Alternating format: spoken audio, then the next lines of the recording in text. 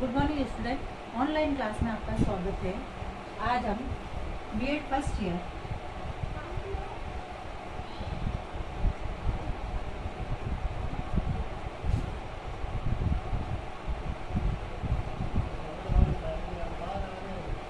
सामाजिक विज्ञान शिक्षण में आज का हमारा प्रकरण है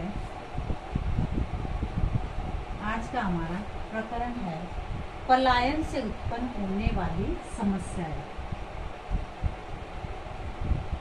पलायन से उत्पन्न होने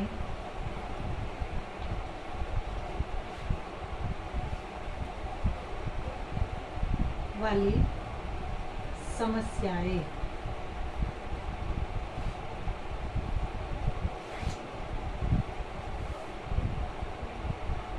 पलायन का शिक्षा पर प्रभाव पड़ा हमें।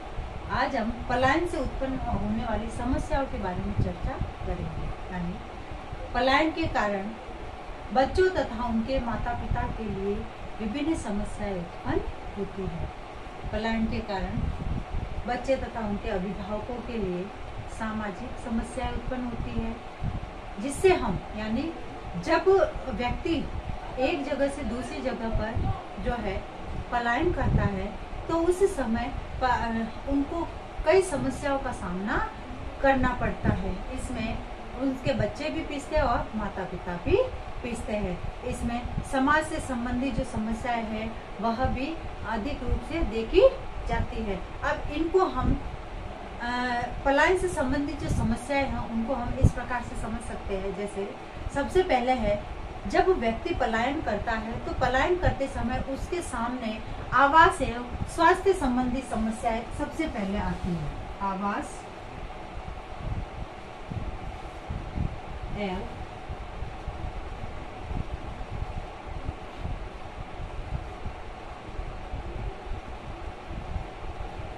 स्वास्थ्य संबंधी। पलायन से जो है व्यक्ति जब पलायन करता है तो उसको एक स्थान से दूसरे स्थान पर जब जाता है तो उसको रहने के लिए आवास की आवश्यकता होती है तथा उससे संबंधित उनके स्वास्थ्य संबंधी जो समस्या है वह भी सामने आती है। यानी पलायन से जनसंख्या वृद्धि में आवासीय मकानों की कमी होती जा रही है। अतः लोगों को संकरी गलियों में अनुपयुक्त मकानों में निवास करना पड़ता है, जिससे कि उनमें जो है स्वास्थ्य संबंधी कई बीमारियां होती है। खुले आवास में अभाव के कारण प्रकाश और स्वच्छता की कमी रहती है और स्वच्छता एवं प्रकाश के अभाव में भावी पीढ़ी को अनेक दौर से गुजरना पड़ता है। बच्चों का शारीरिक विकास संभव नहीं हो पाता है, क्योंकि जब बालक को सही आवास और सुविधाएं प्राप्त नहीं होगी तो उनमें जो है स्वास्थ्य संबंधी जो परेशानी है उसका भी सामना करना पड़ेगा।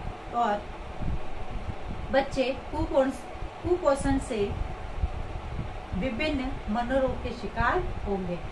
जब उनको रहने के लिए रोटी कपड़ा मकान नहीं मिलेगा, रहने के लिए मकान, खाने के लिए रोटी ये नहीं मिलेगा तो वह कुपोषण का शिकार होते हैं और कई रोग उत्पन्न होते हैं उनमें। माताएं कुपोषण एवं अधिक संतान प्रजनन के कारण बीमार हो जाती है, जिनका उपचार कठिनाई से हो पाता है।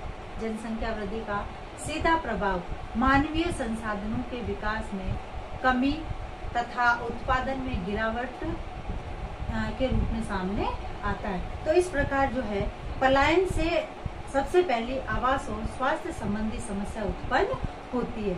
उसके बाद है अशिक्षा की समस्या।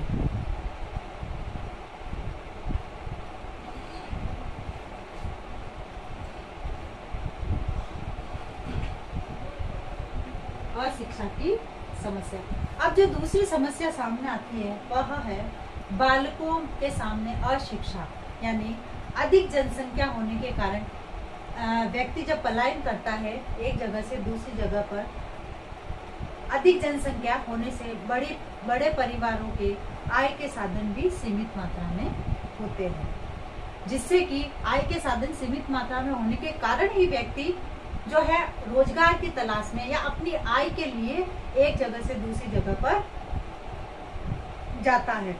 आय कम होने से बालकों की शिक्षा पर न तो अधिक ध्यान दे पाते हैं और न ही अधिक व्यय कर पाते हैं, क्योंकि जब आय ही नहीं होगी तो बालकों की शिक्षा पर ध्यान नहीं दे पाएंगे। व्यवस्था के क्रम में उम्र की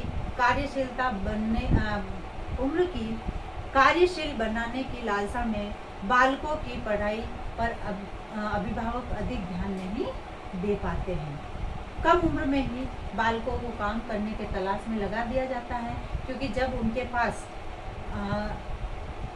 काम ही नहीं होगा तो माता पिता के साथ बालकों को भी उस काम में लगना पड़ेगा, जिससे कि शिक्षा के जो सुअवसर की कमी के कारण अशिक्षितों की संख्या में निरंतर वृद्धि होती जा रही है। यानी अशिक्षा की समस्या भी पलायन से होने वाली समस्या है। फिर है, इसके बाद है सामाजिक बिखराव की समस्या। सामाजिक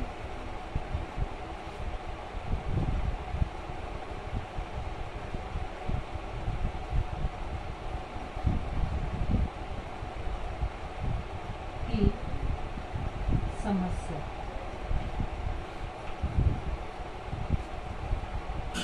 अब जो है पलायन से सामाजिक बिखराव की भी समस्या उत्पन्न हो रही है। जैसे बड़े परिवारों में जहाँ सदस्यों की संख्या अधिक होती है, वहाँ मनोरंजन एवं आनंद के पर्याप्त साधनों का अभाव बना रहता है। घनी आबादी एवं बड़े परिवार में पारिवारिक शांति, एकता तथा परिवार की प्रतिष्ठा का खतरा बना रहता है। परिवार के सभी सदस्य एक साथ मिलकर न तो रह पाते हैं और न ही जीवन यापन एक साथ कर पाते हैं। अलगाव एवं बिखराव के कारण परिवार के सदस्यों में आपस में मनोमालिन्य की स्थिति बनी रहती है। मनोमालिन्य यानी मन में जो दुर्भाव होते हैं या उनमें मन मुटाव की स्थिति बनी रहती है, जिसके कारण वह पलायन करते हैं और सामाजिक बिखराव की समस्या उत्पन्न होती है। क्योंकि यदि परिवार में एक व्यक्ति कमाता है और 4 बैठकर खाते हैं तो उनमें मन मुटाव की स्थिति होना जायज बात है। उसके बाद है चौथा है जन सुविधाओं के साधनों जन सुविधाओं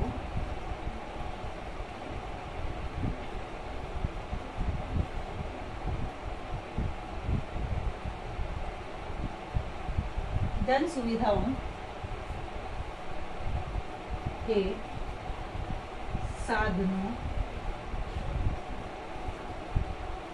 में कमी की समस्या। अब जो पलायन से संबंधित जो समस्या सामने आती है वह है जन सुविधा से संबंधित जो साधन है उन साधनों में कमी होती जा रही है। यद्यपि देश की अधिक जनसंख्या ग्रामीण क्षेत्र में निवास करती है, फिर भी पिछले 50 वर्षों में शहरों की ओर पलायन करने की प्रवृत्ति के कारण शहरों की जनसंख्या पर दबाव पर्याप्त मात्रा में बढ़ता गया है। क्योंकि व्यक्ति जो है इन 50 वर्षों में ही जो है पलायन की स्थिति अत्यधिक सामने आई है, क्योंकि गांव में रोजगार नहीं मिल रहा है और रोजगार की तलाश में व्यक्ति शहरों की ओर जा रहा है।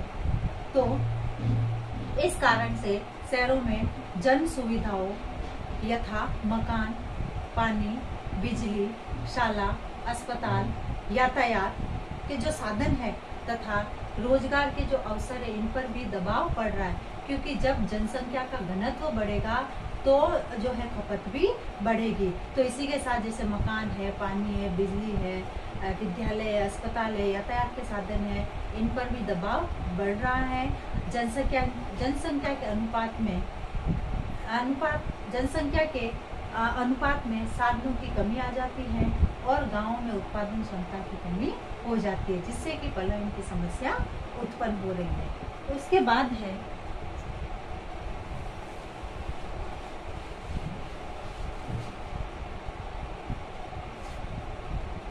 अब जहाँ जनसंख्या का घनत्व अधिक होगा तो वहां पर पर्यावरण प्रदूषण की समस्या भी उत्पन्न होती है।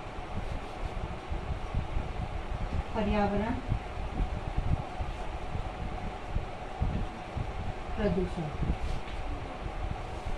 यानी भारत जैसे विकसित हो रहे देश में पर्यावरण प्रदूषण की समस्या दिन रात बढ़ती जा रही है। यहाँ पर पर्यावरण प्रदूषण से संबंधित दो प्रकार की समस्याएं देखने को मिलती है, सामाजिक और आर्थिक। विकास के साथ साथ पर्यावरण को उन्नत बनाए रखने की समस्या, यानी सामाजिक और आर्थिक विकास की समस्या तो है ही है, साथ ही साथ हमारा जो पर्यावरण है उस पर्यावरण को उन्नत बनाए रखना भी एक समस्या है। फिर है जनसंख्या वृद्धि से उत्पन्न दूषित पर्यावरणीय प्रभाव से पर्यावरण को उन्नत बनाए रखने की समस्या, जिसे शहरीकरण के कारण उत्पन्न समस्याओं से बचाव, यानी पर्यावरण प्रदूषण शहरीकरण के धुआं, अपने वाहनों से निकला हुआ धुआं है, ध्वनि प्रदूषण है, जल प्रदूषण है, वायु प्रदूषण, ये सभी प्रकार के प्रदूषण हो रहे हैं और इस कारण उत्पन्न समस्याओं से कैसे बचा जा सके। पर्यावरण जितना शुद्ध होगा मानव जीवन उतना ही शुद्ध होगा, क्योंकि पर्यावरण जितना शुद्ध होगा हमारा जो मानव जीवन है वह भी उतना ही शुद्ध होगा। जनसंख्या वृद्धि का प्रत्यक्ष प्रभाव अप्रत्यक्ष प्रभाव शहरीकरण तथा औद्योगिकरण है, जिसके कारण पर्यावरण प्रदूषण उत्पन्न हो रहा है। फिर है प्रदूषित भोज्य पदार्थ।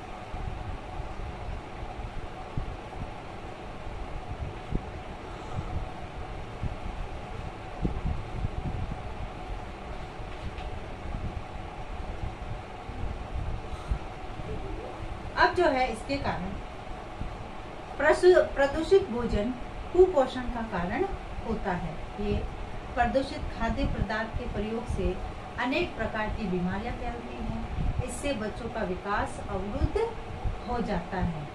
यह भी पलायन की समस्या है एक तरह से। फिर है प्राकृतिक संपदा में कमी की समस्या। प्राकृतिक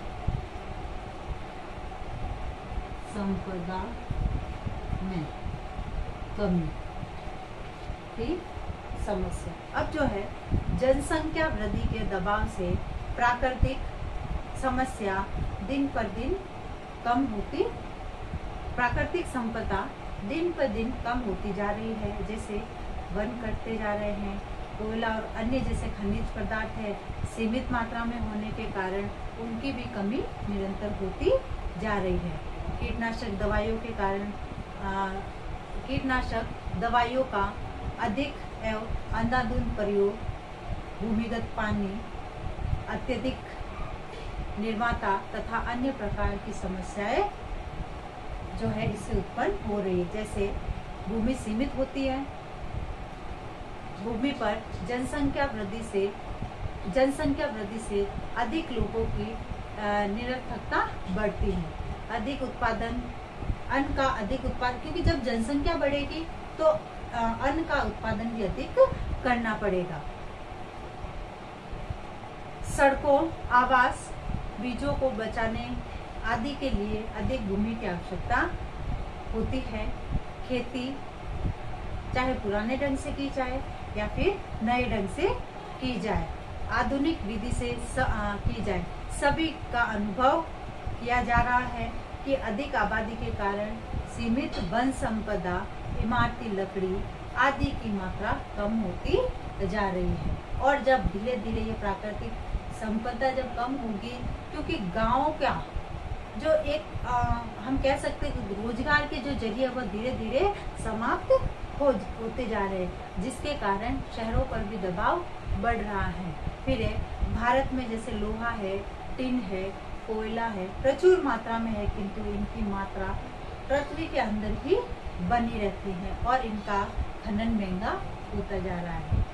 जितने अधिक कल कारखाने होंगे उतने ही वायु और जल दूषित होने की संभावना बढ़ती है। इन कारखानों के आसपास गंदा पानी निकलकर बाहर जाता है और वह गंदा पानी आसपास की नदियों में गिरता है और जिन्हें हम इस्तेमाल भी करते हैं, जो नदी के पानी को गंदा कर देता है। इससे हमारे स्वास्थ्य पर भी गहरा प्रभाव पड़ता है। तो इस प्रकार से हम कह सकते हैं कि जो व्यक्ति जो पलायन कर रहे हैं, यानी गाँव से शहरों की ओर पलायन कर रहे हैं लंबे समय के लिए, वह उसी के साथ साथ कई समस्याओं भी उत्पन्न हो रही हैं। अब आज का आपका गृह कार्य,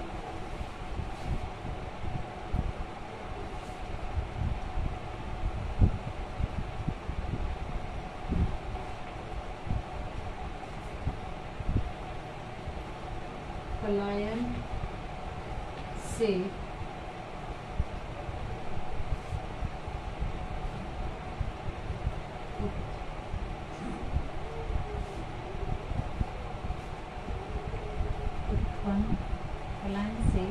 उत्पन्न होने वाली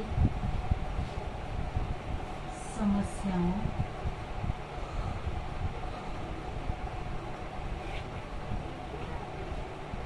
का